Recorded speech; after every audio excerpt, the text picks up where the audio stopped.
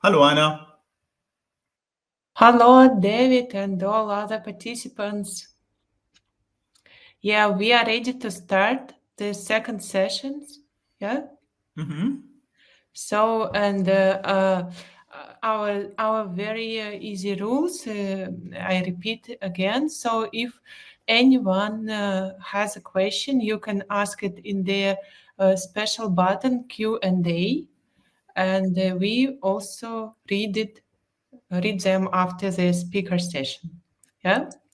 So the first speaker in this session is Ariana Binzer. Ariana Binzer holds a degree in art history and cultural studies. And in addition to her pursuit of another degree in global history, she is assisting the odbk by conducting research and publishing articles. So the topic is diversity and inclusion via participation. Please, Adriana. Hi, very nice to meet you all. I'm going to try and share my screen. I'm not sure if I'm really qualified, so give me a second. There's a lot going on. Okay, can I do this? No? Okay. It is in progress. Can I do this? Do you see this? Yeah, we see your screen. Great. Okay, because I'm going to talk a lot and I think it's way easier this way. So usually one starts with definitions, as you heard before.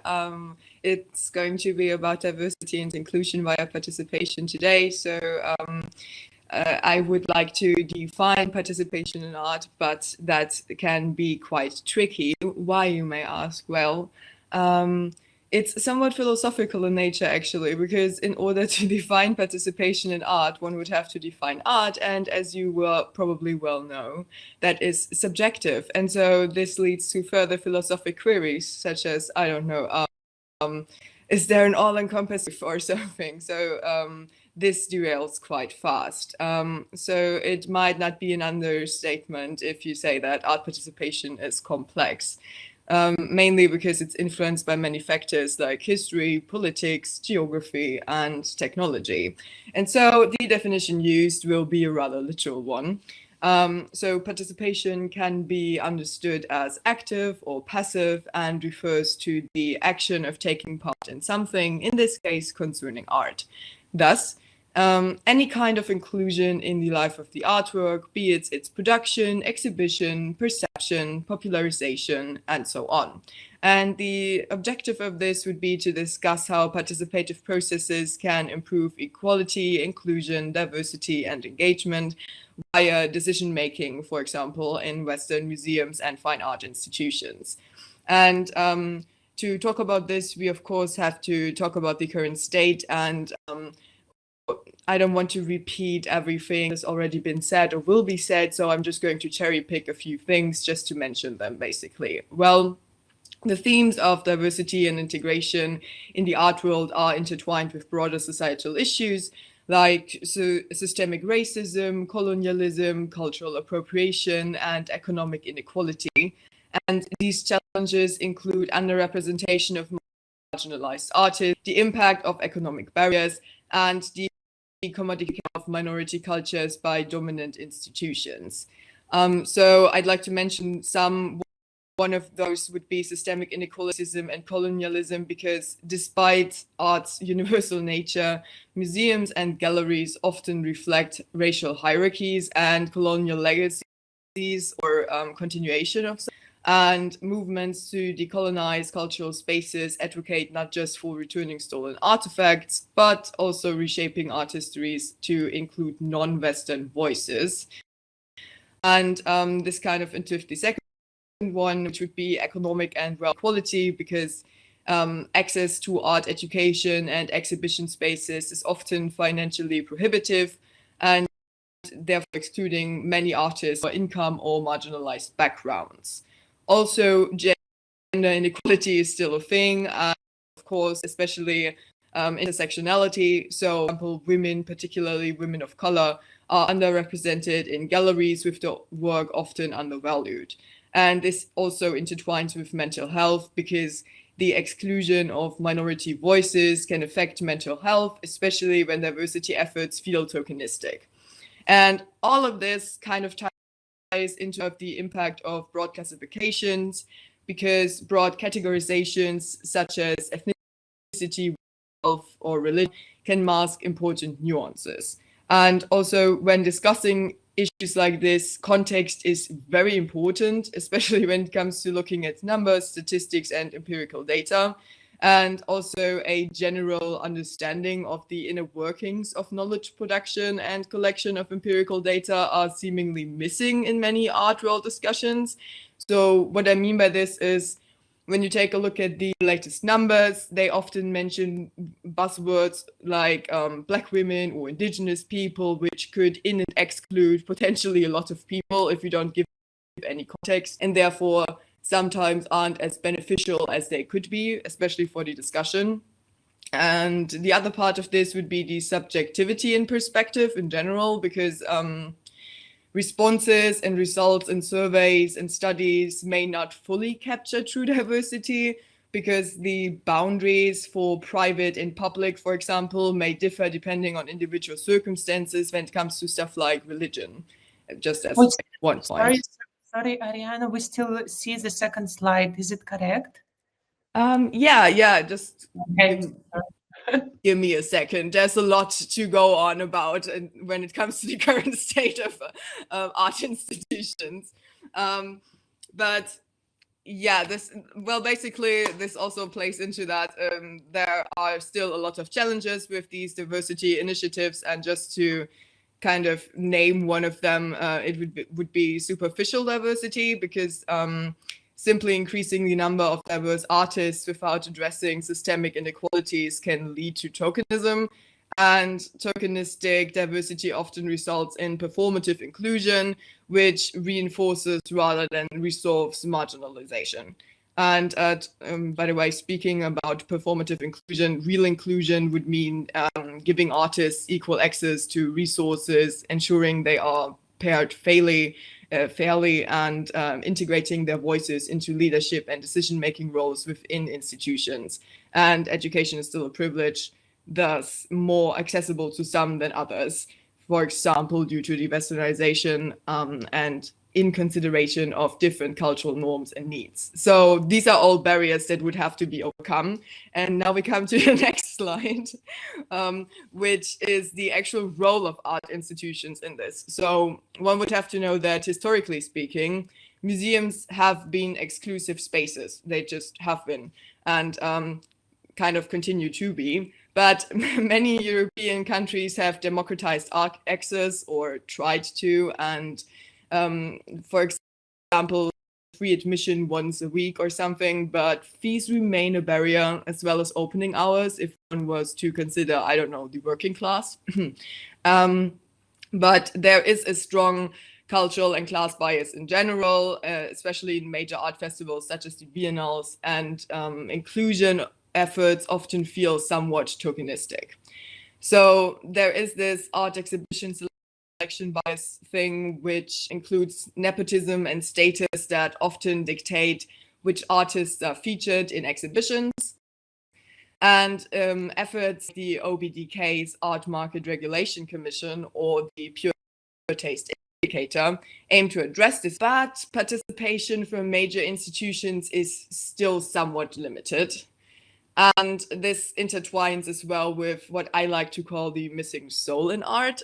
What I mean by this is something given by the artist and received in whichever way possible by the viewer during engagement. And this quality or untamable force that draws people to art seems kind of lost in capitalist market-driven selections, even though it seems sensible to choose exhibited art for possessing this quality, also because it would mean that everyone who comes past it in one way or another participates. So doing so would be a way to engage, diversify, and better the current situation, and its consideration might help rethink the selection process, reasons behind the works chosen, and the decision-making process in general, So the reflection upon it might be leading to democratization.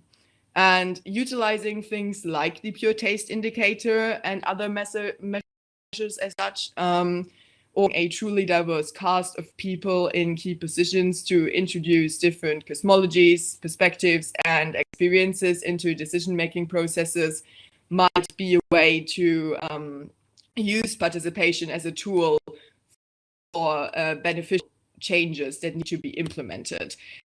And also would perhaps rebuild in art institutions, which, in my opinion, must be restored thoroughly and wholesomely if they want to continue on.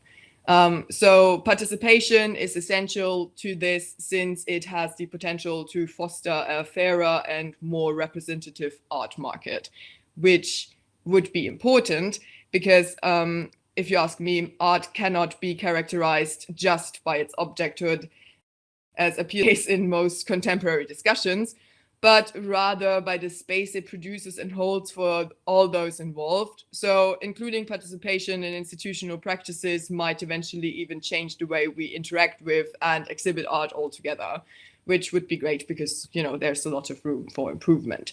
So let's talk about leveraging participation for systemic change, or in other words, participation as a solution. Because it's not just about being involved. It's about equality in decision-making and ensuring all voices contribute to defining what art is and how it is experienced. So it would be very important to democratize art institutions. And by opening up decision-making in museums and galleries to include more perspectives, institutions can better represent the diversity of human experience. So one example of this might be institutions adopting multi-perspective exhibitions that reflect not just one narrative, but the intersection of cultures, histories, and lived experiences, and thereby addressing the continuation of colonial practices, for example. Also, participation in institutional practices can lead to more inclusive, equal, and dynamic definitions of art. And if fully realized, the integration of diverse voices in art could reshape cultural, educational, and economic landscapes globally, and thus be a pathway to transforming art institutions and society at large. So participation in art is not only about inclusion, but about creating new spaces where all voices are heard, and thus would probably foster potential changes in several different spheres. So one of these might be cultural shifts and changes that could eventually lead to educational shifts, which I'm going to talk about in a bit. But what I mean by this is that rewriting art history to include non-Western and indigenous artists would provide a more inclusive understanding of global art movements, and traditional narratives could be expanded, reshaping how future generations learn and think about art. So true diversity in art could lead to profound shifts in cultural attitudes towards ethnicities, gender, and history, and these could ripple out and influence politics, education, and media as a whole after a while, or, well, hopefully soon. Anyways, that would be one way to implement art as a tool for cultural healing, because art can serve as a medium for processing historical traumas and thereby allowing marginalized communities to participate fully in art not only empowers these groups, but also fosters empathy among broader audiences by sharing their stories, which, if you ask me, would be quite important, honestly. And that also kind of leads us to the economical impact it could have, because a democratization of the resources would be very important for these shifts. So financial resources such as grants and exhibition opportunities, which are currently concentrated in elite Western institutions, could be more equitably distributed, allowing marginalized artists greater access to the global art market. And speaking of that art market, decentralization would not only empower marginalized artists, but also foster local economies and generate cultural pride in a different sense, which can be seen in the art ex Lagos, for example. I don't know if you've seen that, but it's pretty amazing. Also, all of this might be changing the public understanding and representation of art in general. So on one end, it might be leading to reimagining museums and exhibitions as a whole. So fostering participation through technology, for example. Art institutions can leverage multimedia possibilities like scannable QR codes, social media polls, and virtual tours to engage younger and diverse audiences. And by involving more community voices via technology, these events and places could authentically reflect broader societal needs without much effort on their end, for example. Doesn't have to be that way, but it's just, you know. And the other point I already mentioned before would be an educational reform, which would play into this and would be quite important, because art schools and universities could begin to teach art from a more global and intersectional perspective, highlighting underrepresented cultures and fostering a holistic understanding of art. And this shift would cultivate future generations of artists, curators, and educators who are more culturally aware and inclusive, which might prevent tokenism, for example, and implement cultural healing, utilize art as a catalyst for positive change. And well, using participation as a tool for that only makes sense because it ensures multiple perspectives and therefore not repeating mistakes of the past, or at least it's a start, you know. And well, since I talked a lot in the last couple of minutes, I'm just going to quickly summarize. So in conclusion, if art is allowed to have a soul, it is inherently participatory, whether through creation, curation, exhibition processes, or interpretation. And by diversifying decision-making processes, the art world can more accurately reflect society and promote true diversity. And fostering true diversity and inclusion in the art world is not just a moral imperative.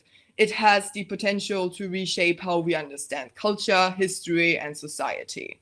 By acknowledging and elevating diverse voices, the art world can become a catalyst for a broader societal transformation, promoting empathy, healing, and inclusion across the globe. And achieving meaningful diversity and integration in the art world requires addressing systemic barriers, while ensuring the representation is genuine, sustainable, and sensitive to the complexities of identity. Thus, institutions must embrace holistic participation, promote genuine diversity, and address underlying inequalities to ensure that the richness of human experience is fully represented and celebrated in art. And this requires fundamental changes in how art is understood, taught, exhibited, and supported. So cultural, economic, and social transformation will arise from a more inclusive, empathetic, and globally connected approach to art. And this shift will allow for a richer and more complete representation of human experiences, fostering understanding across cultures, age, gender, physical abilities, and so on. So thank you very much for your attention. And here are a few sources. And that's it. Thank you so much. I'm going to try and stop sharing my screen now. Okay. Thank you, Ariana. Great thanks to you. So, and I'm welcoming now Sara Grötsch. Sara is a researcher, curator, and cultural worker with a focus on the intersection of art, philosophy, and social transformation. So the topic is museums are catalysts for collectivism. Sara, I hear?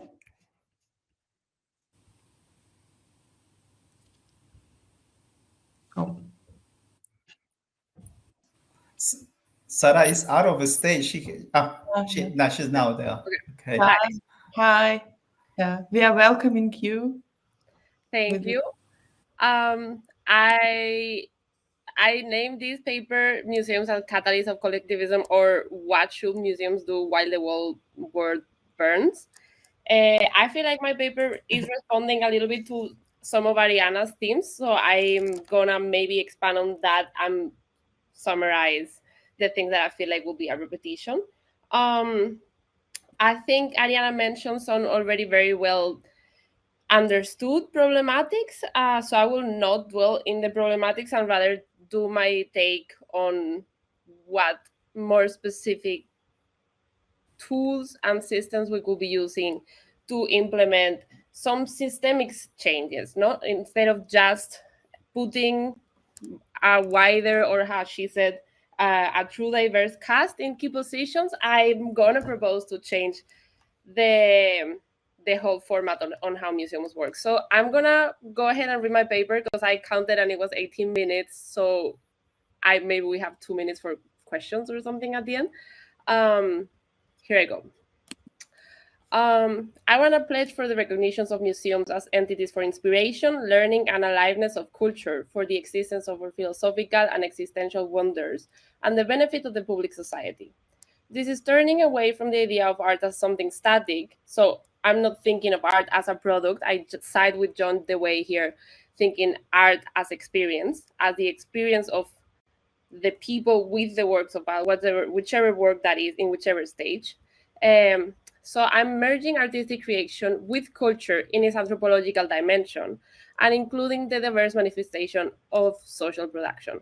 According to Hadmin Veirak, a wonderful cultural theorist and Spanish politician, the traditional distinction between culture as art and culture as a way of living has been useful to organize thinking in many occasions, and it's been a necessary methodological departure point. But it's necessary to understand that the frontier between art as culture and culture as ways of living are porous and they permeate into each other. Artistic production and what is recognized as such by institutions has a powerful influence in the perpetuation of specific modes of living through the presentation of stereotypes or the construction of different imaginaries. So the key of my proposal is to take the power that museums hold as cultural institutions and to use it to provide spaces for the creation and strengthening of socio-cultural webs, turning them into places of ever-embracing change through the intrinsic participation and cooperation of an intersectional public. This strategy approaches culture from the perspective of participation, from the awareness of its implication in everyday life, and its potential to build a less individualistic, rigid, and unsupportive way of inhabiting the world, and the belief in our capacity to contribute to a fairer and more egalitarian and kinder society. To understand the role of museums and how they have become a part of society, it might be useful to go to the etymological origin of the word, as well as its development through history. The museum at Alexandria was a place where, supported by the knowledge stored there, art and science were developed, a place of interdisciplinary research and networking, as you will call it today. The word from the ancient Hellenic language for museum means the house of the muses, where the arts and sciences find their birth and cradle. With the Wunderkammer, the museum was reinvented as an amazing place for the purpose of representation of the dynastic power, followed by the establishment of museums as a demonstration of bourgeois self-consciousness. In the 20th century, the ideal of the museum as an institution for education received a strong boost, and the museum as a tourist infrastructure became more and more the institutional and political role model. Museums' role in society is central, and this is also evidenced by their privileged location, usually at the center of cities. This is an advantage when thinking about citizen participation, as they are usually areas easily reachable by public transport, and whose contemporary potential is still to be exploited further than through just tourism. These ways in which I will propose to use the artifacts and objects that are already part of the existing collections will impulse an open discussion with the city and could be read as a questioning of the identification of the continuous narratives of history with history as such, but mainly as a reminder of the necessity of class-mixed users of public space to diversify the perspectives and realities that give voice to the narration of our present times. Shaping this proposal is both in content programming and in infrastructure, presents an intuitive but not effortless task of coordination and management. Keeping in mind that this is not a proposal for specific content, but rather the role of museums in fostering equality through diversity and inclusion. And I will now outline how this might take shape. Museums, in my view, have a role to inspire, just as the Greek muses did. They also have the responsibility to use the very central position in the city to work as ancient agoras or souks and provide a safe space for socio-cultural interaction, as well as education, philosophy, public discourse, and civic life. They should serve as a refuge for anyone with potential questions, as well as an entity that, rather than providing answers, ensures the possibility of a dialectical discourse between people and representatives of all areas of the city life. Instead of projecting a purely institutionally curated educational or aesthetic content, or falling into any propagandistic agenda promoting one single-sided worldview, I want to vouch for opening museums as places where the main essential philosophical and ethical questions can be considered from multiple viewpoints simultaneously, and where this is facilitated in a not antagonistic or contradictory manner. My proposal is then to build the program in a way that reflects the current or permanently relevant issues, like what does it mean to live a good life, what is the nature of love, what defines our times, how do we define and experience our freedom, what comes after catastrophe, who is us and who is other in our globalized world, how are we separating need from desire in our consumerism-based economy. I am confident that there are and will be an increasing amount of artworks that could be exhibited as material representations of these ideas and that could serve as conversation openers. But the main policy change that I'm proposing is shifting the way from exhibited materials as the key contributions of cultural entities and placing the focus on the dialogue spaces should be serving.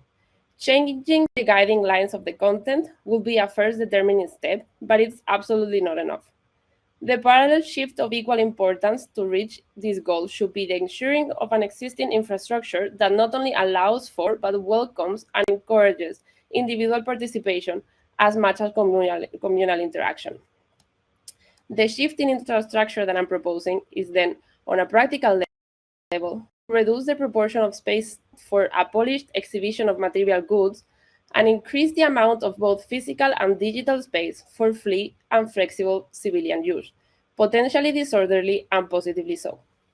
This requires the design and manufacturing of resilient and potentially modular software and urban furniture that could be repeatedly rearranged to accommodate the needs of whichever activity takes place in the virtual or physical spaces. The shape of these spaces and the implemented design of the furniture that should populate them is of the utmost importance, as it should communicate by itself that it is there to be used and reinterpreted through participation. This should also be sturdy enough that it resists different types of uses, and it should be easily repaired or changed and built with sustainable materials and processes to ensure that the physical and material dimension of the entities, it also silently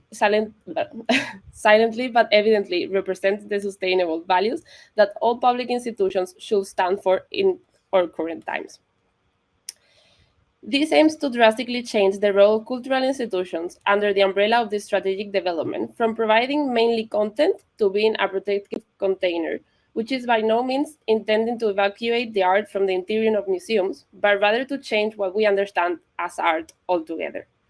Following the ideas of John Dewey, I pledge to the understanding of art as experience and for using museums as spaces for education because of their inherent social function. Continuing to quote Dewey, a community or social group sustains itself through continuous self-renewal. Education is thus a fostering, a nurturing, and a cultivating process. All of these words mean that it implies attention to the conditions of growth. There are already numerous artists and artworks that can serve as reference of how the initial steps to a more inclusive participation might look like. Thomas Hirschhorn's collective works spanning between 1999 and 2013 could be taken as a very obvious translation of what this means, or Rafael Lozano Hemmer has executed some very representative works when it comes to the content of artworks being crowdsourced. This will unavoidably have consequences of the way the allocation of budget is thought within these institutions. If I am pledging for a community-sourced content to be dealt with in a flexible and adaptable pre-existing container, the reuse of available resources and the great reduction of consumption of new ones is a key of this idea. These resources, previously allocated in the preservation and manicured exhibitions of very delicate, to be frozen in time, highly prized artifacts or works, will now see itself reduced. We could then program these resources to be redistributed in ways which will directly benefit the members of the community of active participants contributing to any creative areas of the museums, activities as a professional or amateur level, because although artistic, creative, or cultural labor is usually highly dependent on passion or vocation, is it still a very legitimate and deserving way of contributing to society? Participating in the creation of or in the conversations around central or peripheral cultural topics works as a legitimate way of not only acquiring knowledge, but also putting it directly to use. Shifting from passive to active participation requires the public to take agency of their own thoughts and behaviors and to put them to the test, representing them. The idea of this can be potentially intimidating for a public that has been for the last decades encouraged to think that artistic creation should be either fine art and backed up by a professional trajectory or should be done privately. Here is where the role of museums as a cultural entity is central. It should provide a physical and human infrastructure that makes it safe for everyone to participate, and that is aware that incentivizing this participation requires an adaptation process from the side of the public as well. The greatest task to be understood here is an emotional one, the building of trust. Historically, museums have increasingly represented exclusively the dominant narrative and haven't given space for the content and its consequential implications to be challenged or at least discussed. Anthropomorphizing museums, this attitude has earned them the title of hard-headed personalities that have very clear ideas of what is worthy of praise and gave little importance to the real-life conversations happening in the neighboring areas. Changing this perception is the hardest task involved in the change that I'm proposing, but it's the most determining one as well as the only measure of success. Participating in community life has been accessible to and required by certain groups different from others at a disproportionate rate. Having the time and money to engage in high art or fine culture is a privilege accessible to only a section of the population. This has consequently created ideas around the exhibiting of content that reflects only the taste and preferences of this section of the population as deserving of being in spaces dedicated to culture. Only certain tastes are praised and welcome at what should be the epicenters of culture capable of representing us all. However, if we again come closer to an idea of culture in the anthropological sense of the word, I would dare to say that all cities are filled with people engaging in different forms of creation on a weekly, if not daily basis. If I dare to say even more, I will invite us to make a notice of the distinction of which these creators are engaging in creativity mainly for profit, and who is doing so to animate and enrich their lives and the lives of those around them. Imagine if it was the case that citizenship and its privileges were acquired through participation in community life and care, with its respective pleasant and not so pleasant duties. We would probably have a citizen statistics that would look very different. And we could also have different ideas about which types of creation are worthy of portraying and applauding. Following this set of ideas, it could be that the very people who have and use tacit knowledge on the creation and strengthening of community ties are the ones whose interest hasn't been taken into account in the programming of so-called cultural activities. Making sure that this group of people has enough income and free time that isn't filling with less recognized duties around the care, it's a larger socio-political project. But making sure that these people feel like their interests and skills are noticed, reflected, and desired in a state-owned cultural entities should be already reflected on a cultural entities agenda. It is hard, but not impossible to see how museums have already been taking some steps towards this. However, it is not hard to see why these efforts have been small or not recurrent. State-owned cultural entities have for a very long period of time disregarded, if not violated, the interests of less privileged groups, from the appropriation or theft of cultural artifacts to exhibitions with very clear political agendas. It is not hard to see why a very large group of the populations are skeptical of the intentions of national cultural entities. With little to no recognitions of these past choices, once museums try to engage with members of less privileged communities, it might appear again as if this engagement was another form of appropriating their creative efforts or interests for states or the museum's economical benefit. This reluctance to engage might be interpreted by museums as a simple lack of interest, and in turn, make it seem like its efforts to hold space for deviant representations of cultures aren't recognized, used, or simply worth the effort. The determined intention to drastically break with this past dynamic should be clearly stated and translated into very specific practices that will very not seem successful at first. It is the endurance of these practices and the upholding of these values in all other activities through a prolonged time that will create the very necessary trust for this proposed interaction with and in museums.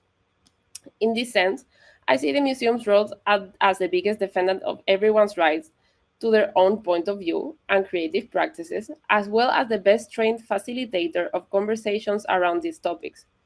Fortunately, there is a lot of work already on how this might take shape, and there are already many physical and digital tools that could be used to form relatively stable practices, and that could in turn educate and create habits of harmonic and respectful discussions and activities.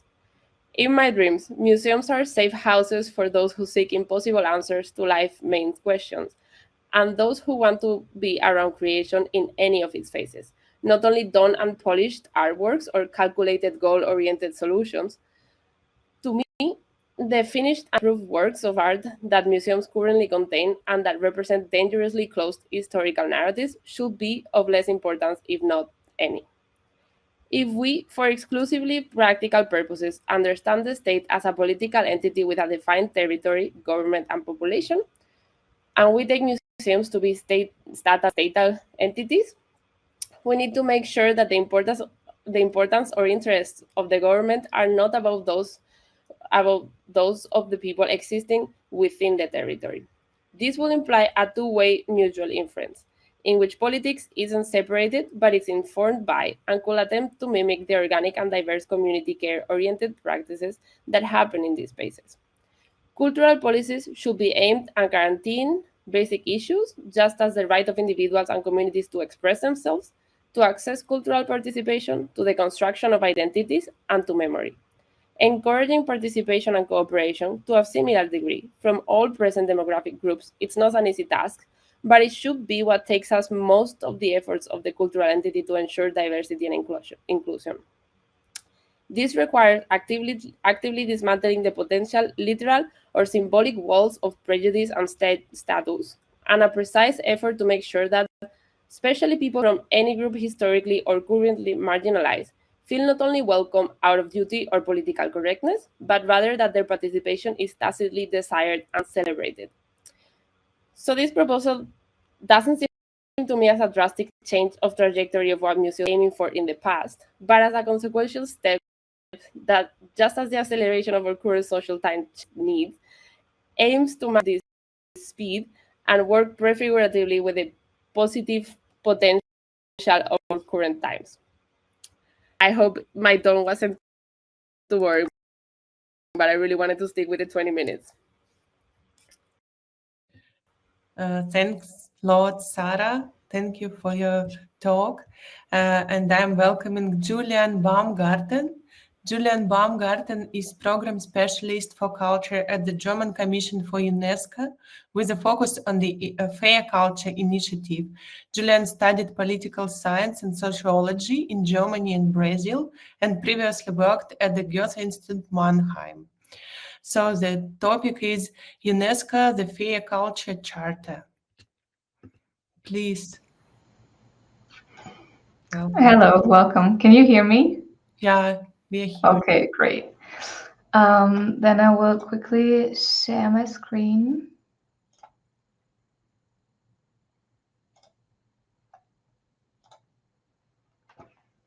So I hope you can see it. Yeah. Wonderful. So warm welcome from me. Thank you for your kind introduction. As you just said, I work for the German Commission for UNESCO. The Commission is an intermediary for the German foreign cultural and educational policy and is supported by the Federal Foreign Office. My work focuses especially on the Fair Culture Initiative, which I'm happy to present to you today. The presentation will take about approximately 10 minutes, and afterwards I look forward to answer your questions. So what is fair culture? The Fair Culture Initiative has the goal to achieve decent working conditions and fair remuneration for all artists, creatives, and other cultural workers globally, as well as to promote fair and sustainable exchange and trade relations in the cultural sector worldwide. In this, fair culture is inspired by fair trade. It aims to apply fair trade principles to culture and the creative industries. Thereby, it also wants to strengthen the application of UNESCO's international law, like the 2005 Convention on the Protection and Promotion of the Diversity of Cultural Expressions, the 1980 UNESCO recommendation on the status of artists, or the UN Agenda for Sustainable Development. Why is culture important? On this conference, it seems almost needless to explain, but I still want to highlight 3 aspects that we see as crucial for the need for fair culture. First, many artists and creatives face precarious labor conditions and cannot make a living from their work.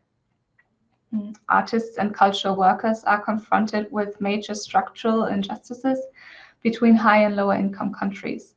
For example, artists from the global South are less visible in the global art and culture market, as 95% of exports of cultural goods and services originate in high-income countries. This is from the UNESCO Global Report 2022. And lastly, but not least, digital networks, platform economies, and AI more and more influence also cultural goods and services, transforming value chains. In addition, the COVID-19 pandemic had a dramatic impact on artists and the entire cultural value chain, worsening global injustices. This is why the German Commission for UNESCO in 2018 started the Fair Culture Initiative. Much has happened since then, and many valuable partners have joined forces to promote fair culture. 4 important milestones were the Fair Culture Study by Véronique Geffremont that showed that fair trade principles can indeed be applied to the creative industries sector by sector.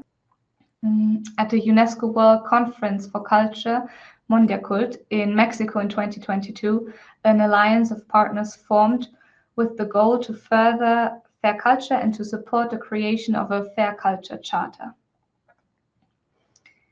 In a participatory multi-actor process, the Fair Culture Charter was then developed in 2023 and 2024. The Charter is the reference document for fair culture and is the base for a global movement for fair culture to emerge. This September, the Charter then was launched in a digital event with participants from all over the world. I heartily invite you all to go on our website and read the Charter. For now, I will just give you a brief overview of its content. The Charter is a legally non-binding document similar to a manifesto, and it consists of a preamble, a definition of fair culture, and the goals of the fair culture movement. At its core are 8 principles that define what fair culture means. I'm not going to read all of them, just to name a few, like market access, gender equality, and non-discrimination, or the importance of public and consumer awareness to achieve fair culture. As mentioned before, the Fair Culture Charter and its principles are developed in a participatory process. 9 experts and practitioners of the cultural sector and creative industries from all world regions formed this editorial team. Here you can see their names and where they're from.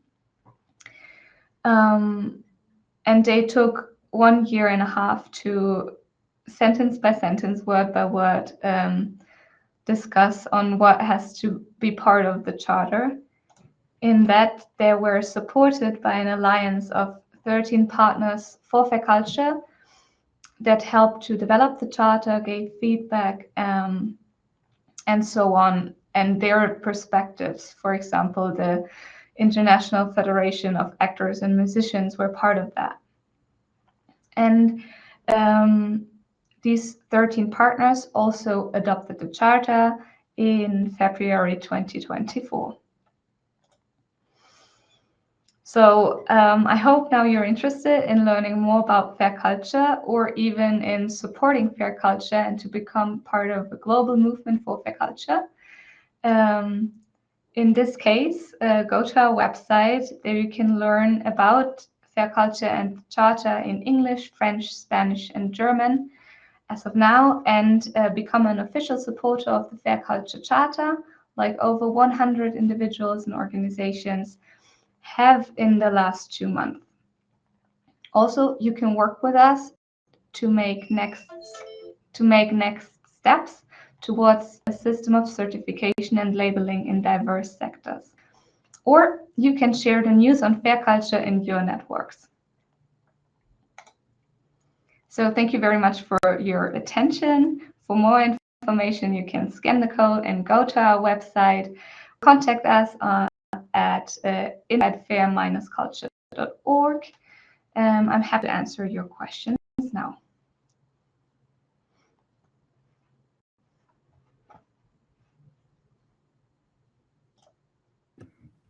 So yeah, maybe anyone has question.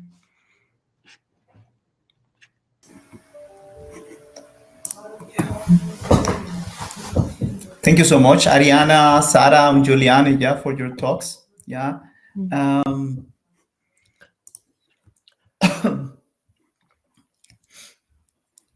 We also invite Sara. So our speaker from the first session. No, this is in the next round. So yeah, we also have some questions in Q&A. But Ariana has already replied to Mark's question. You can read the question, Anna, and the answer.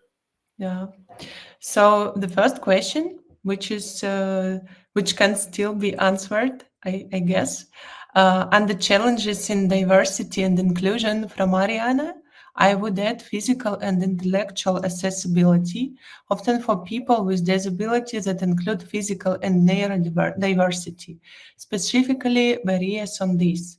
So it's kind of not a question, it's an addition. Yes, but maybe Ariana wants to comment on. I don't have a lot to say about that besides the fact that it's very true. And I'm glad he mentioned it. I may have not talked about it enough, but physical abilities and mental abilities are also very important in this discussion, and actually answered the other question by saying that the only place I know which has made impeccable efforts towards physical accessibility is London, because they are very clever with it and they like to hide their new inventions, I would call them actually, to make things like physical accessibility possible. So that is the only place I can think of that has actually done a lot in the last couple of years, but I haven't researched it, and I would be very happy if anyone else wanted to add anything towards that, because I'm very interested. But thank you very much. And I hope it's going to improve all of it soon. Thank you, Ariana. And that's why I have a question for Juliane, because they are doing a very, very important step into making this chapter, and to put so clear in white and black what it will be the rights of the artists and the right of the all creative people, and what it should be envisioned, for the future, that actually the odbk and the purpose of this conference is for. And my question is if it's also this chapter not only for creative but also for the art institutions, for example, that we were talking about museums and we are talking art collections, and are you also thinking also? I mean, I still haven't read the chapter, but I don't know if this is also consider the behavior or what they are doing, the procedures or the alignment that they should take for this fair culture. Yes, so we see art institutions as very important, since they, as the previous speakers have pointed out, kind of also have like a gatekeeper role, right? So as you might have understood out of what I presented to you, we are right now at the start of really reaching out to the cultural sector and going step by step and sector by sector. We hope to reach more and more actors and players in the field. So at a certain point, we also aim to reach our institutions. Great, thank you so much. And there is also one more question from Sara, also for Juliana. I was wondering if you could share some of the outcomes of fair culture chapter, of fair culture.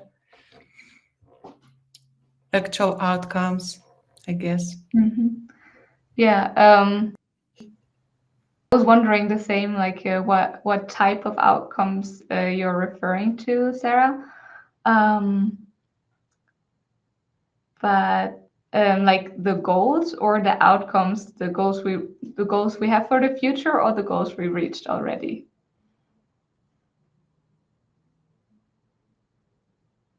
I don't know if you can speak here or if you can just speak in the chat. So we'll just briefly go like what we've reached so far, that we have reached already. Okay, thank you for clarifying. So a very big step now has really been the formulation and development of the charter, since we see this document really as the basis and the reference to gain supporters for what we aim to do. So I would say that is one of the big outcomes of the last couple of months, and then also that we could reach people all over the world with our idea, that we have the support from different national commissions, but also the UNESCO for the endeavor, and yeah, that the number of signatories is growing more and more.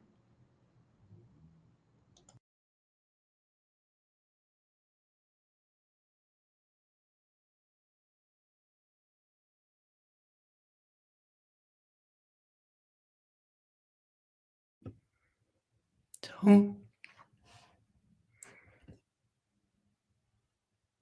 yeah, we haven't got any new questions, right?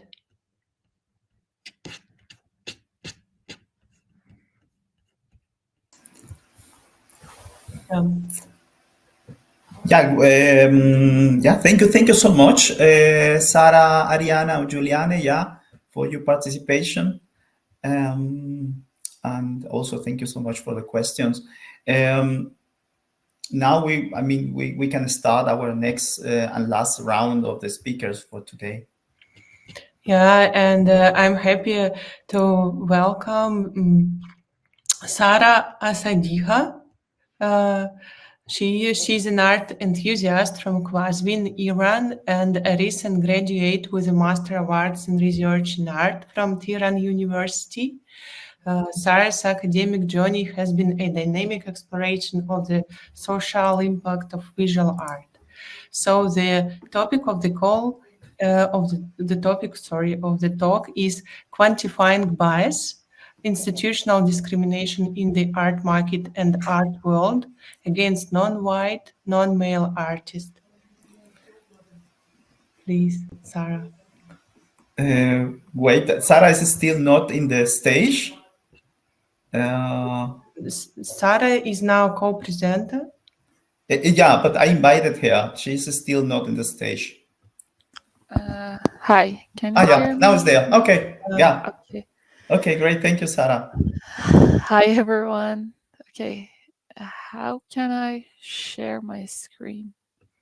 Yeah, we have the button with screen low from the right, in the center, but from the right. Share your screen. I have returned to audience, and that's it. I don't have to share your screen. Only leave us.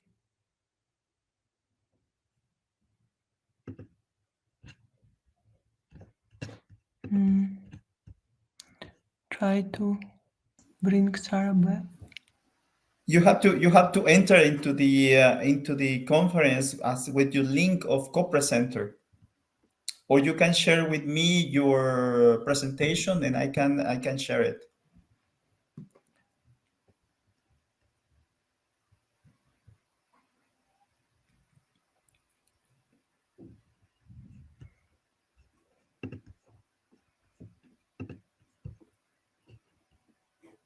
Bring on.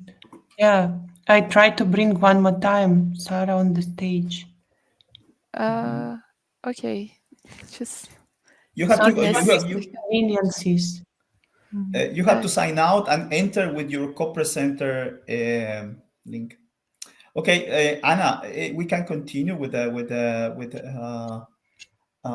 Federico or Woolpunk. Yeah, that they are here present. So I think Woolpunk, yeah. So due to the program, I'm welcoming Woolpunk. Is an American artist born in Summit, New Jersey, in 1971. Woolpunk employs materials and techniques sourcing women's work creation. Historically, she machine knits, FIBA installation, quilts, sculptures, and embroideries photographs. So the topic is championing social change through the arts. Please. Okay, I'm trying to share my screen. I think I will be successful in a second. Yeah. Okay, I'm going to get in slideshow mode. Can you see everything? Yeah, we now see the webinar gig. Do you see an American flag? No. Okay. Are you sure you don't see an American flag? Yeah, sure. Okay, let's try that one more time because this is what I prepared. You don't see it? No, we see the window with webinar gig, like mirror reflection of all of us in the depths. I don't understand what's happening. Also, unfortunately, I may need time to figure out this because I thought that it would be clearer. I apologize. I know you're trying to give us a chance here. You can share it. You can open your presentation in your browser, and then you share your browser. Okay, now I'm in. Okay, let her go first so I can get myself set up. Thank you so much. So sorry. No worries. Sara, can you share your screen then? Yeah. Yeah. Okay. Cool.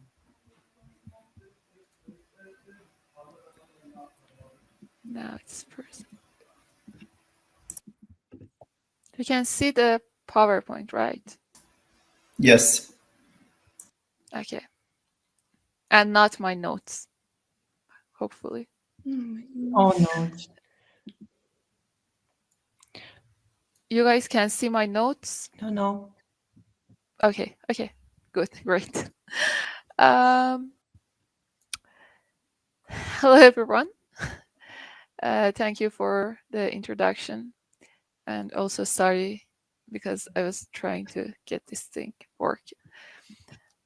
In this talk, I aim to reveal the deep-rooted biases in the art world. Through data and academic insights, I will illustrate how non-white and non-male artists face consistent barriers in visibility, valuation, and career growth in the art market.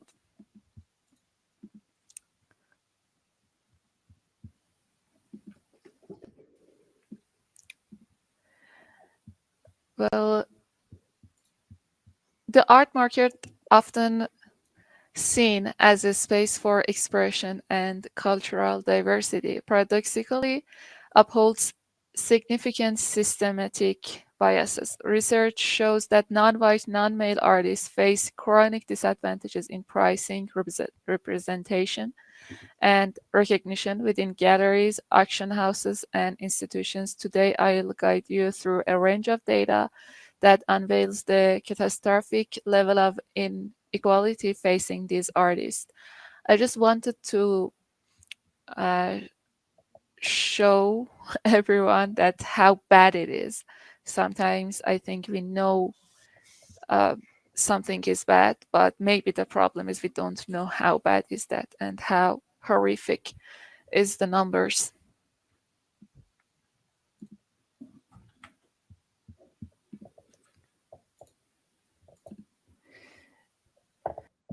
Curational roles hold power over which artists are visible to the public, yet they remain predominantly white and male. A study published in the Journal of Arts Management, Law, and Society reveals that in 2020, only 12% of US museum curators identified as non-white, with an even lower percentage for leadership roles at just 4%.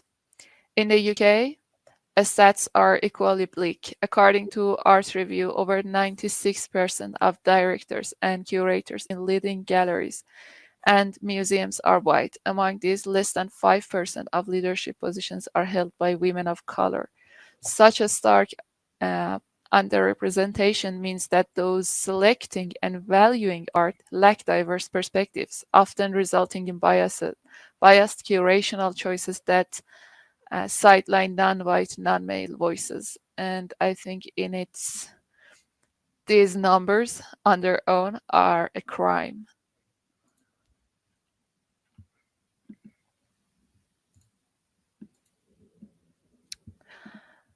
Action sales highlight one of the most severe forms of bias, financial, and extensive study by American Economic in 2020 analyzed over 1 million transactions and found that artworks by female artists sell for 37% less than those by male artists. This gap widens significantly in countries with higher gender inequality, revealing a systematic pattern of devaluation. Another 2022 report by The Economist further quantified this disparity. In the global art market, works by female artists comprise only 2% of auction sales, above $10 million, while men dominate at 98%.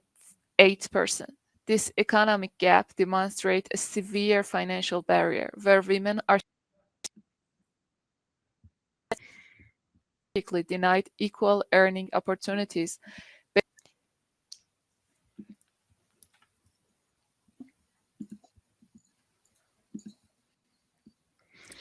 The situation is even more acute for Black and Indigenous artists. Research from ArtNet shows that works by Black artists make up less than 1% of sales at major auction houses like Christie's and Sotheby's. Moreover, a 2021 Burning Glass Institute report highlighted that artworks by Black artists are consistently undervalued by 30 to 40% compared to their white counterparts, even when factors like medium size and style are controlled.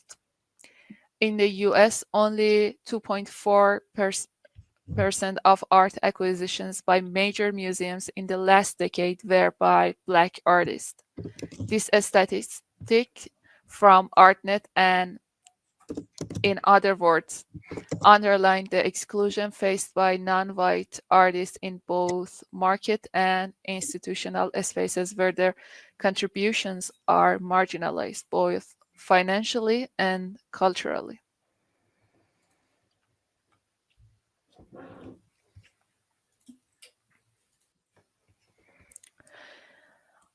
Uh, Art institutions are key to visibility, yet their collections remain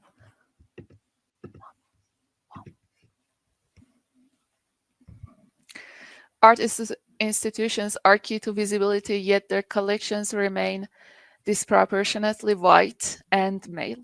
A 2019 study published in Social Forces revealed that only 3% of works in US museum collections were by non-white artists. The New York Times reported that out of top 18 US art museums, over 80% of artists featured in exhibitions were white men. So it means 8 out of each 10 people. Similarly, in Europe, non-white artists are severely underrepresented. The European Commission's report on diversity in art revealed that less than 5% and less than 5% of works in national galleries across France, Germany, and Italy were by non-European artists. This overwhelming lack of representation effectively erases non-white narratives from public cultural spaces.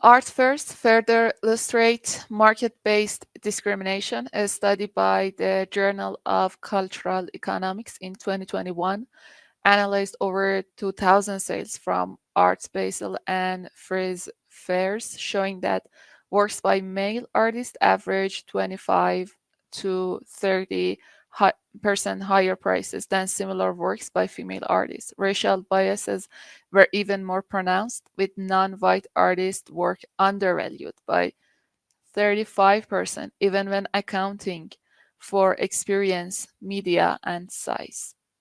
Moreover, the Burning Glass Institute found that only 6% of works sold by top-tier galleries featured female artists, and only 1% represented non-white artists. These numbers indicate a near complete marginalization of diverse artists in some of the world's most influential art spaces.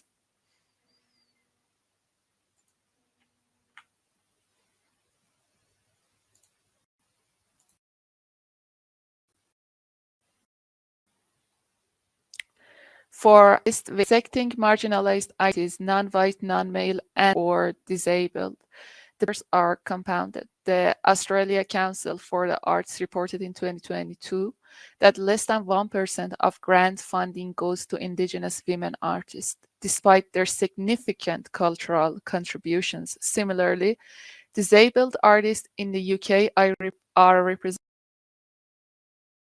in less than 2% of exhibitions, as noted by the British Council.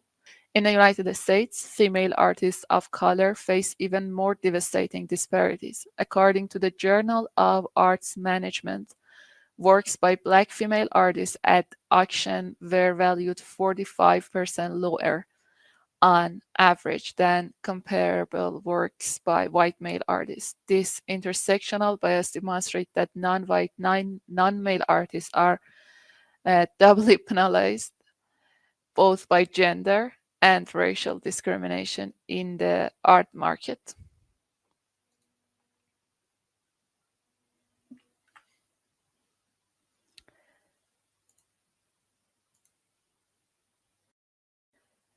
Which inevitably leads to career instability for these kind of artists. Financial and career impacts. Marginalized artists. These systematic barriers translate to financial instability. A National Endowment for the Arts survey found that 78% of female and non-white artists earned below the median income for artists in their field. 78%, with over half reporting that financial constraints limit their ability to create and exhibit work. This creates a cycle of economic insecurity where underrepresented artists are forced to either accept undervalued commissions or leave the field altogether. Moreover, only 9% of Black and Latin artists in the US reported having consistent gallery representation compared to 60% of white male artists, according to Cultural Policy Review. Without access to these institutional networks, marginalized artists face further financial problems and a lack of public visibility. So, to conclude, the data make it clear that the art market is catastrophically inequitable, from systematic underrepresentation in curatorial roles to severe financial devaluation in both auction and fair settings. Non-white, non-male artists are persistently sidelined. These disparities not only limit the creative and financial potential of marginalized artists, but also impoverish the cultural landscape, which remains dominated by the narrow, privileged demographic. And thank you all. That was it. Oh, grand thanks, Sara. So now, sorry, I always forgot to switch on my video. I try to also to present on my screen to demonstrate the presentation Woolpunks. So that's it, whole screen. And now, how it's working? Yeah, you have the full screen. Yeah. Can you full screen it? There we go. Oh, thank you so much. Yeah, same when I need to move, yeah, to switch. I think it's okay. Do you think it's okay? I see, yes, only my screen now, so I think it's okay. Thank you so much for all your help with that. I don't know what's going on, and I knit for a living, so I just want to say that. Yeah. My project is my presentation here is just a little bit more personal because I just am in it. I work for Diversity, Equity, and Inclusion Office, and I also make work that champions social change. So what we're seeing now, is there a button that you can click that can play the video? No, I think I can't because it's PDF. Understood. So this is a video that it's on my Instagram, and it's basically a video created by artist Jeremiah Typin, and we collaborated at Liberty State Park, which is the feeder park to Ellis Island. And we wanted to separate the stars from the stripes to engage people in democracy. And Typin projected the stars through the flag, and this video played. Next slide, please. And unfortunately, the projection couldn't stay, but the flag did. That was just for insurance purposes, that we couldn't have the projection continue on, and the flag is still there. And I was asked by Robinson Holloway, who's the executive director for Art Fair 14C that brought this flag to Liberty State Park, what I would like to place in this stairwell. And I immediately felt a flag was appropriate, not only because of my grandmother's experience of emigrating through Ellis Island and then sewing American flags for a living, but also to symbolize the journeys of many immigrants who came to America for whatever reason. And the stairwell of people being able to walk up and down it, I thought was poetic, and I was appreciative of the opportunity. Next slide. So, I focus on the American flag because of clearly the politics that are happening as you're watching them unfold. And a lot of my work talks about this. And so when the flag was finally placed like semi-temporarily in Liberty State Park, we decided instead of an artist opening that we would do a project that I did 14 years earlier on its 10th anniversary, which is the Gimme Shelter Project. And the Gimme Shelter Project was based on the increase in homeless count in the state of New Jersey after Hurricane Sandy hit New York and New Jersey. Many of you may have remembered that. It was devastating, and we still have a permanent houseless community in central New Jersey. It's a tent community, and that was due to the destruction and the lack of action that FEMA was able to take, which is our national disaster organization that I actually worked with during that time. So flash forward 10 years later, I wanted to bring back one day of the Gimme Shelter Project to collect donations, to have people create blankets and clothing and men clothing for fellow Americans. And we had a great reception. There was maybe 400 people who attended this day. And the middle picture is of people from other places like Tennessee who were there just to see Ellis Island, stopping in and helping us sort through all the donations that were collected. Next slide. So when I don't have exact like a social program, many times my work is purely educational for myself or for my community to seek clarity through the chaos. And as you know, the United States has a major issue with gun violence. And what I do here in mass stitchings is I photograph sites of mass shootings, and then I stitch into the sites. And as I stitch, I go on social media, and I educate not only myself, but anybody who's listening, anybody who's willing to take a chance and to understand, what the shooter's past life was, who was affected, possible reasons, what was found at the scene, legal cases that continue on. Next slide. The environment is also another issue that is really a big problem in America. And here you're seeing walking palm, which was inspired by a tree in the Amazon that's real. And it actually has the ability to move or reroot itself, not walk, but definitely help itself by its above ground root system. And the piece was shown in public spaces eventually. It started private, but it moved to public, which I loved. These are just the city streets of New York. And then was embraced by the director of Bergdorf Goodman's Windows, which are internationally celebrated. And I loved that Bergdorf included it even during Fashion Week, because it made it feel like this is real, like this, that other people are feeling the same way about our climate, especially textile waste. Next slide, please.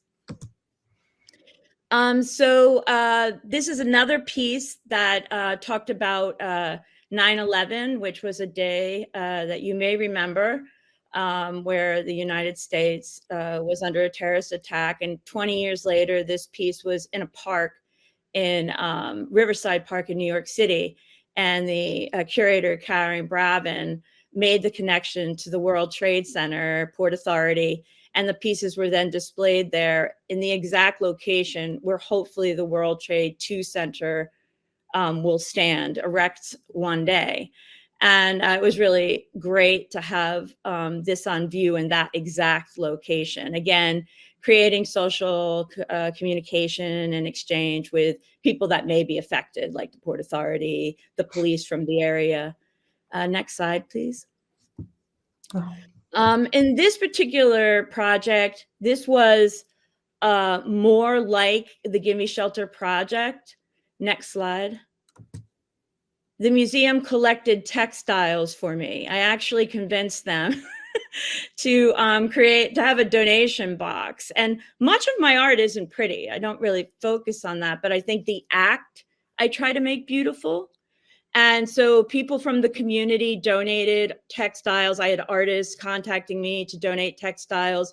And as a result, I used these and studio remnants for my studio because I didn't want to purchase anything to create the work of art you just saw, which was sunflowers and graffitied sky in the Garden State, which was a picture of a New Jersey community garden. And what we did here is we created a circular economy. When we used recycled textiles, I renewed them, and then I made them art. And we saved a lot of money. The piece is like 30 feet by 13. So there were many, many textiles used. And the museum did an excellent job of including the community in climate activism and involving organizations that champion food scarcity. Next slide, please. And so when I'm not doing that, I am the director of diversity, equity, inclusion of the Office of Cultural Affairs. And a lot of institutions, like educational institutions, if there is a gallery on campus, it usually is part of the academic side. And I'm actually part of the Office of Diversity, Equity, and Inclusion. And in this space, I'm allowed to see the gallery as a space for social mobility. So here we have two talented alumni, one singing and one curating. Next slide. I ask myself these questions regularly because I feel like I'm in a place of privilege that I'm supported to ask these questions. I see the gallery as a program, and in each program, each exhibit, and each artwork carries a social responsibility. And I ask myself these questions. You can read more. I'm just going to say a few out loud. Does the gallery provide opportunities to build social capital by getting people involved? Does the event increase visitors' social network with community opportunities? Does the exhibit increase a sense of collective identity and communal pride? Next slide. We do artist meet and greets, and they're very personal. The artists talk with our students in our community.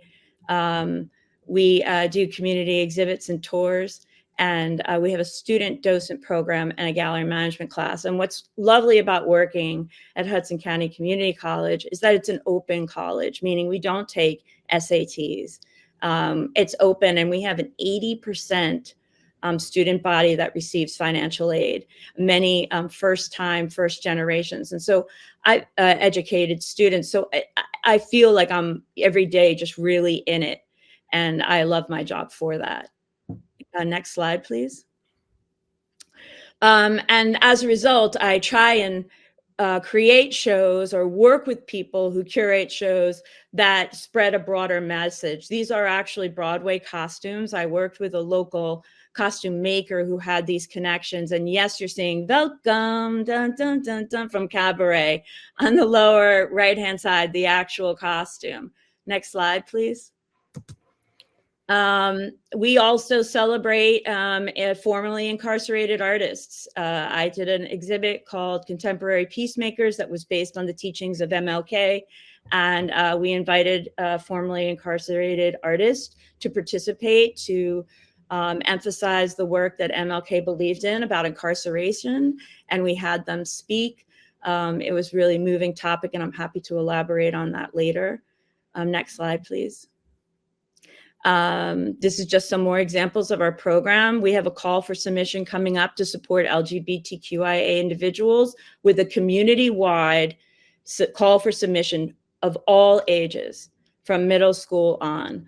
And I really love that it's all ages because I feel like we're getting the whole community activated. Next slide, please.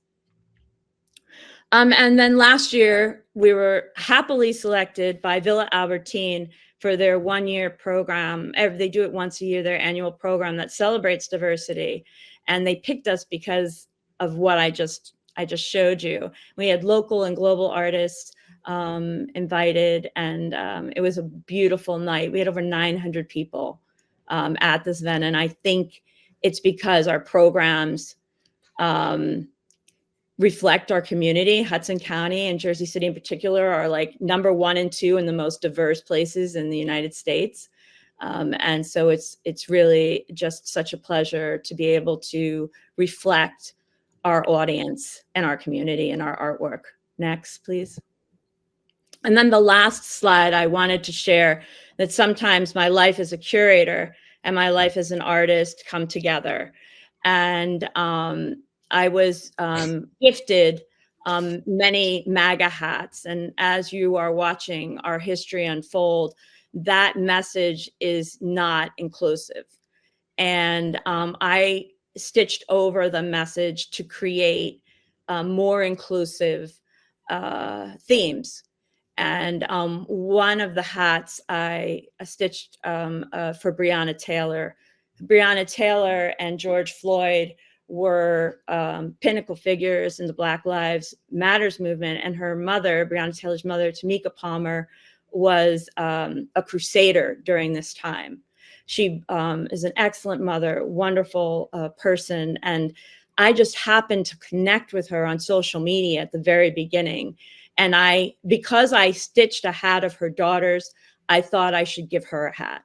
I didn't want to feel like I was using her in any way. And the hat did go to a not-for-profit, but I just wanted to double that assignment for myself, but to give it to somebody directly who was involved. So next slide. So I gave it to Tamika Palmer, and I was speaking to her, and the college was looking for somebody during Black Lives Matters. During our Black History Month celebration in February. And I had mentioned that I knew her, and they said, would she come? And I'm like, I don't know. And I asked, and she did. And if you could just do the last slide, the second to last slide. And this was 4 years prior. And our college really came through. We had over 400 people on a virtual Zoom call, listening to her, supporting her. Our students asked questions to her directly. She was giving and lovely as she retold the story in her own words, not the words through the media or the police. And as you'll notice on this last slide, or second to last slide, the date says November 1st. No, I'm sorry. Just can you stay on that for one more second? Sorry. That's okay, no worries. November 1st, 2024. It took 4 years for her to seek justice. And what I want to leave this panel with is that sometimes choosing the right side of history takes time, and you take a lot of shots as you're standing, cheering your efforts on the sideline. And it took Tamika Palmer 4 years. And this is actually, I got this shot from the United States Office of Public Affairs as an announcement that the officer that shot her was found guilty of federal civil rights crimes. And she never gave up Tamika Palmer. And I really hope that's what many people take from this presentation today. And then the last slide. Anna, I want to thank you for doing my slide. I'm so sorry. I'm not really I'm not really used to Webinar Geek, though I feel like in a few moments I will absolutely love it. I just need some more time with it. But thank you, and thank you to everyone for listening. And if there's any questions at the end, I'm happy to answer. Thank you. I'm almost crying. Oh no. Sorry. Anna, I'm so sorry. No, it touched me strong. So I also check the questions, or maybe later, yeah, because we have also, I did cry too, yeah, really, sorry. I think I present the next speaker, and we go back, or turn back to the questions a bit later, yeah. So I'm welcoming Federico de la Puente. Yeah, I hope I'm correct with spelling the name and surname. Federico is a part of the coordination team at Überbauhaus, a collaborative network, research center, and contemporary art residency program in Sao Paulo, Brazil. So he coordinates also Imaginarios and Youth, like in use, an autonomous group dedicated to the production and research of contemporary art, working from Brazil, Mexico, Argentina, Chile, and Uruguay. So, welcome. Hey Anna, hi everyone. First of all, I wanna talk and tell you. First, I'm from Argentina. I'm born in Argentina. English is a little I think, but let's try to understand ourselves and talk each other. The second thing I wanna tell you is that all of this work I'm going to show you is a collective production, not only with my partners in the coordinations or in the coordination of trabajadores de arte, art workers, but with a big network between people that are working in art in all of the countries in America Latina. So let's think how it's to work in art in Latin America. The first things we have to think about is this colonial project that is ongoing. So all of us in all of our countries are thinking that we are much far away than other countries that we are in real. So this idea of archipelago, like a group of islands, it's built by Walter Zanini, that was one of the first curators in Brazil. That he thought and say that it works like that. We are much closer that we think about. So we have to rebuild the diagnosis about how it's working the art system in our countries. Thinking in this, we start to do two things.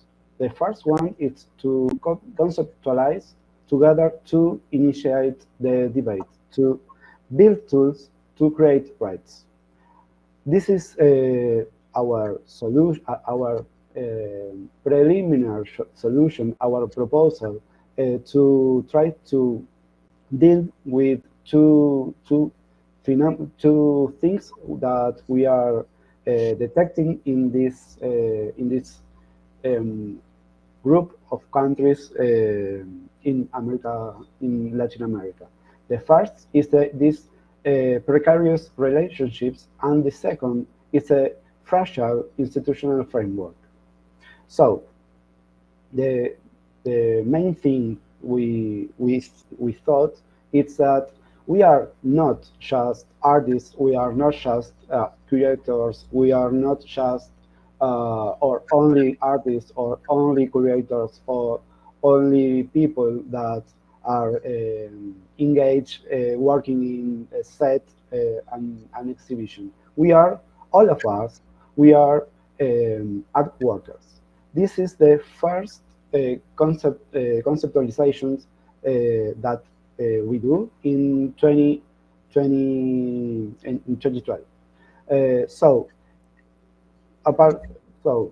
Starting with this, we are going to make a set of tools, a set of practical tools that we think and we are seeing how make possible to increase the debate and to produce our rights.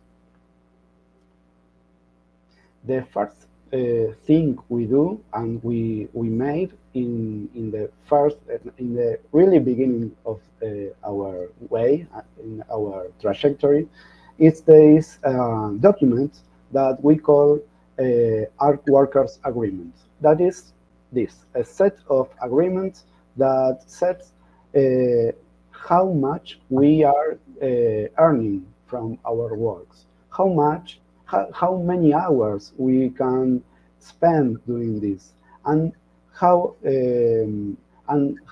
are the conditions of our works and our negotiations. All of these tools I'm going to share, or all of this information I'm sharing with you. All of these informations are available in our website, and you can download all of these materials using these QRs in the presentation. So these documents are available since 2012, and contain in itself all of these agreements about this condition in works.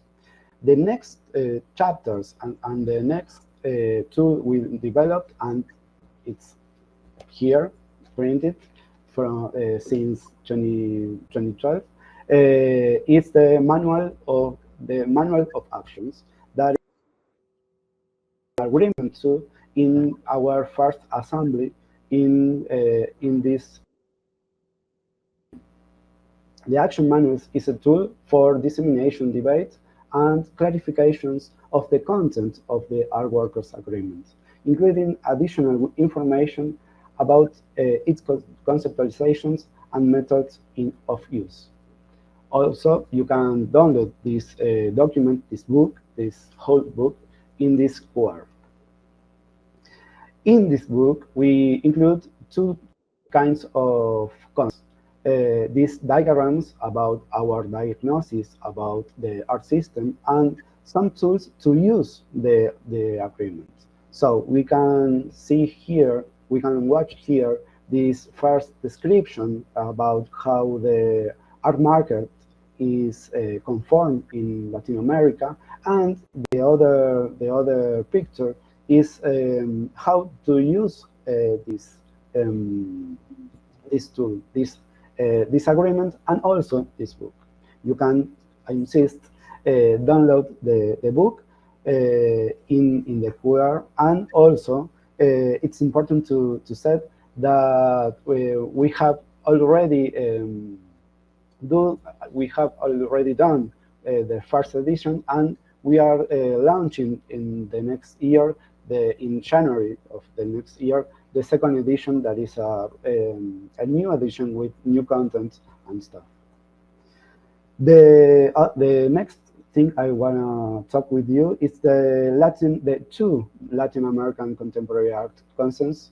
We done one in 2015, and we done the second one in 2020. Their purpose was to determine how many artists and contemporary art workers are in Latin America, and where they live and work, how they are working conditions, and how they are organized and interact with public and private organizations, institutions, and art management initiatives. The results and the reports of the two of them you can see in the QR. But we start to see and to understand that to know the rules and to know the power of making agreements maybe was not enough. So we decided to make our first practical tool. That was an art budget calculator. It's an app online, and free online app that you can use to make your own budget for your work in art. As an artist, to purchase an artwork to a curator giving a talk, or to writing a text or stuff. So this calculator use the minimum reference amounts that are included in the agreement, and update it,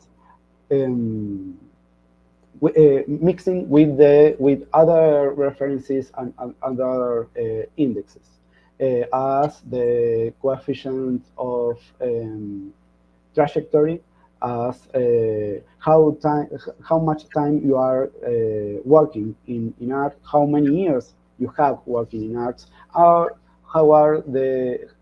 who is the person or the initiative or the organization you are negotiating with. This is also available for you to use in this code. And the brand new project we want to share with you is the one board game that calls Who Wanna Lives of Art? ¿Quién quiere vivir del arte? It's a board game where you take on the role of an artist, curator, gallery owner, or other profession, and it offers a fun way to understand the leverage to the art system in agents and the organizations. All of us, as a player, can build our profiles, accumulate experience, and earn money for the participation. The way we thought this game is to make the book, the action manual, to be more available, to be more practical available, to make a real conversation for you to know. We start to asking who reads books today. Okay, it's I know it's an awkward question, but we need to make things more dynamic, more close to people that are working, to people that even don't work in art, but are workers in other fields.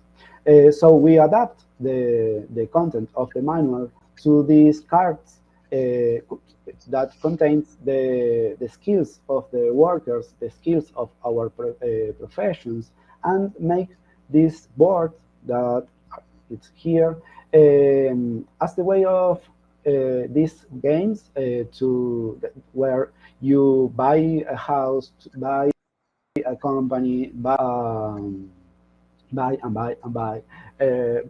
With the difference that here in this game, you don't buy, do not spend money. You earn money working on or participating in projects or organizations.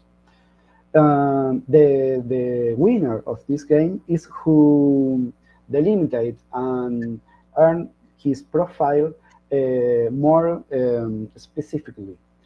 So the main thing here is to make this conversation about rights, but also about the fact of how is the art system working. So here is very important for me make this emphasis.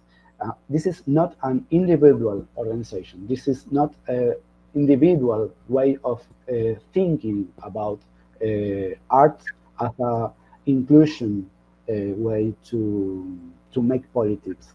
This is a really collective way to produce, think, and research about, in this case, art in America, in Latin America. So, just to finish, I want to invite you to first to know our website, then to participate in our next assembly on the end of November. It's an online and open event, and also tell you that we are launching, as I tell you, this new version of the manual of actions that will contain new diagram, new informations, and new goals about our work. So let's stay in touch. You can join us in Instagram, and you can also stay in touch with us in this square. Thank you.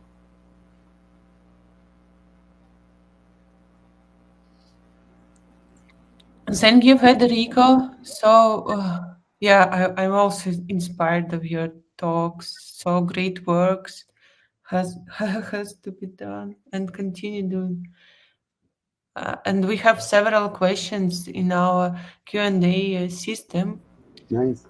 So Sorry about my English, really. nice. We are mine also. So we have what we have. Try to be globally connected. Yeah. So, but I see that the link about Trabajadores has been sent. Yes. So Yes. I also found the question to Michelle. Yeah. Michelle. So Sara asks, Michelle, as someone who is working in the field, what do you think is the main reason the museums resist diversity and EDI, equality, diversity? You want to know what I think? Yeah. Yeah. I think it takes.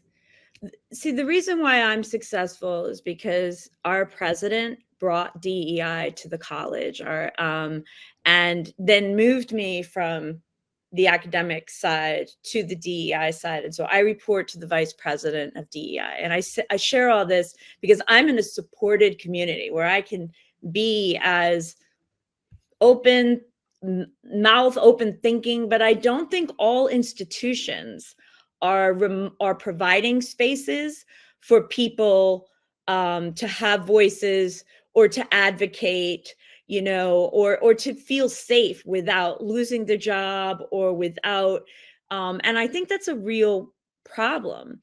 And that's not the case at where I work. I know I'm in a unique space where we have meetings every day. How do we move forward? And many people are invested in this. It's not just me, my staff, my supervisor.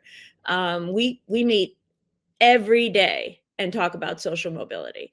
And so unless other institutions join that regime, that process, I'm not really sure how one curator at a major museum, I mean, God bless them if they can, but can make that change without feeling isolated or scared or, will I lose my job for this?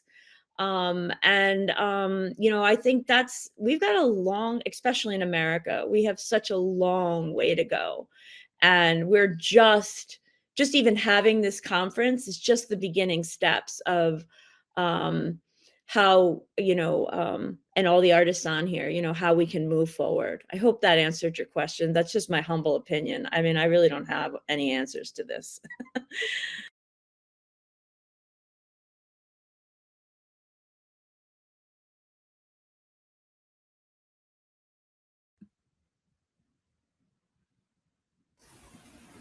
Anna, I think you have to unmute your microphone. Sorry, I have my problems also with kindergarten, but okay. We have also one more question from Mark to Federico. So I'm reading. From the work you have done in Latin America with the manual and everything you have learned with your partners, what is the main feedback you would give to people and institutions in the USA and Europe? Great question. I think we think so. Before I answer this question, I wanna tell you, all of you, a real important thing, that this organization is coordinated also by Jorge Sepúlveda, that is here in the chat, and also making questions and comments on Guillermina Bustos and Nicolás Bertona, and a really big network of people who are working and researching and thinking about all of this. And now, yes, for this question, I think we think we can and we must to see the difference and the points in common in each country, and keeping in mind to the importance to keep our efforts and keep us together as an organization. So how we can deal with this? Okay, make a group. Let's ask together ourselves, each other, with this the context, with this the need, and with this the possibility of work together and make a debate, and make a conversation. Thank you, Federico. And also Sara asks about that she couldn't find the English version. So is there an English version or English copy, and where to find maybe, or how to download?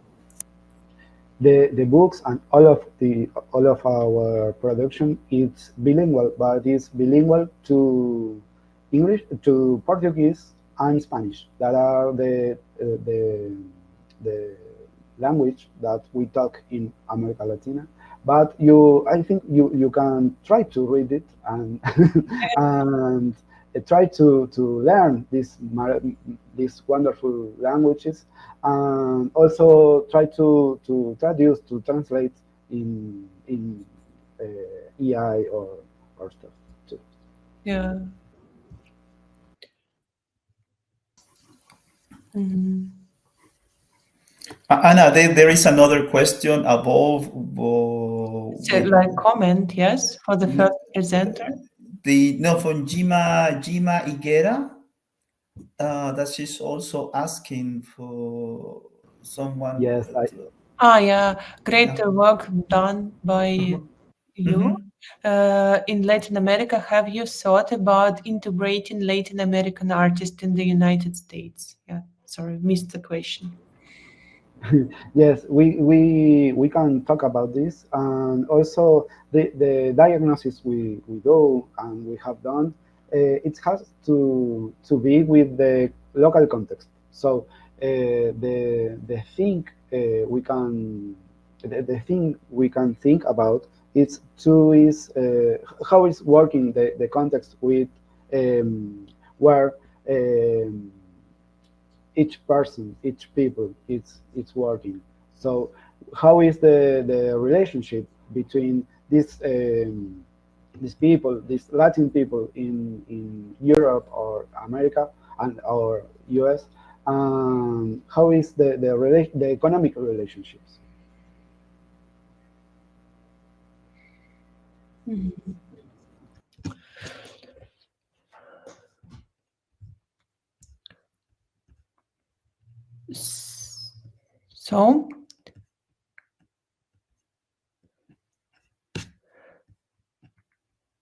So the comment for Michelle, please tell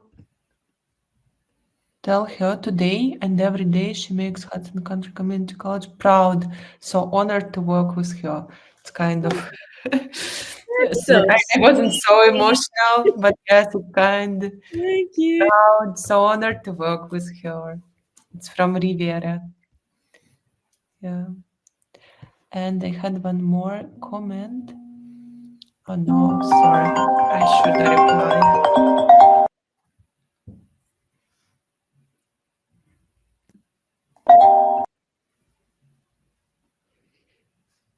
Anna is doing the job of a champion.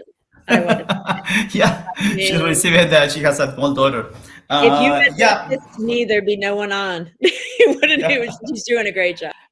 Yeah, actually, there is no more question. I don't know if someone has another question, but then we will And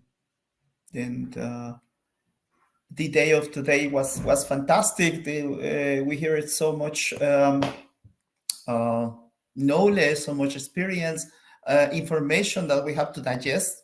This is fantastic. The projects. I mean, I didn't know very close at the project from Trabajadores del Arte, and this is great.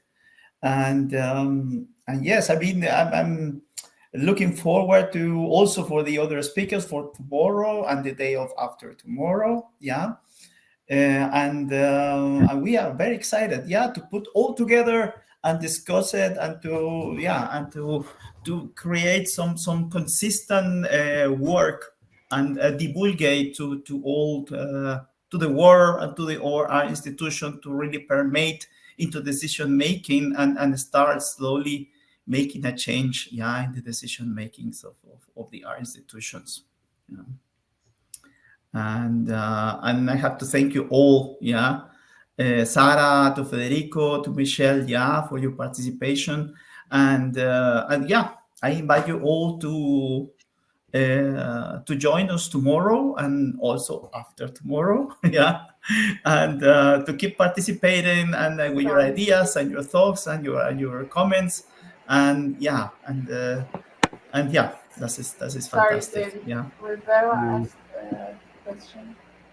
Yeah, tell me, Sara. Read her question. She said, "Who was the first presenter?" She asked. Who was the first presenter for the last section? Yeah. Comment. Yeah, she said comment for the first presenter, the Harvard. Ariana Binzer. Yeah, you mean her? I don't know. She asked that 4 minutes ago, and I think now she went offline. She tried to get our attention, but it was kind of. Who was the first presenter? The Harvard Art Museum. You mean this? Yeah. Yeah, this question. Who was the first presenter between us? Is it me? Was I the first one? So the first presenter in the second section was Ariana Binzer, and after her Sara Grötsch. And the first presenter was Sharon Towell in the first part of ours in the first section.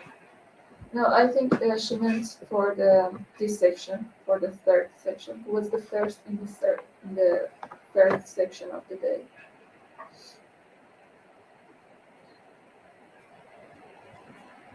I don't know. I wish she was here to elaborate more on that.